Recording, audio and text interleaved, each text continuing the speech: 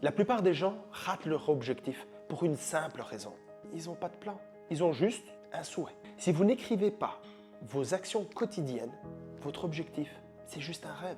Aujourd'hui, on passe au plus important. Transformez votre vision en plan simple et concret. Choisissez 3 sphères prioritaires, seulement 3. Celles qui vont faire avancer tout le reste. Parce que 3, oui, vous pouvez les tenir. 10, vous allez diluer votre énergie, vous allez vous disperser.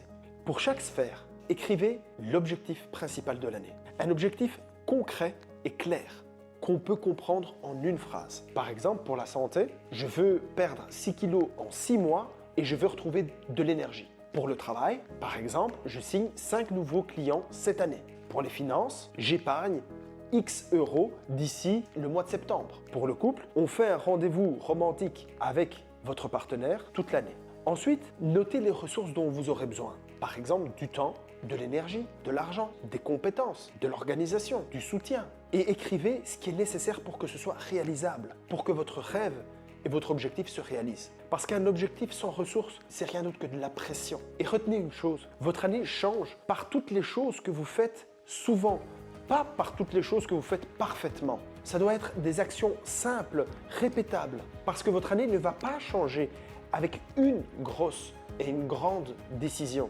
Elle change avec des petites actions chaque jour. Pour chaque sphère, demandez-vous quelle est l'action la plus petite mais la plus régulière qui fait avancer.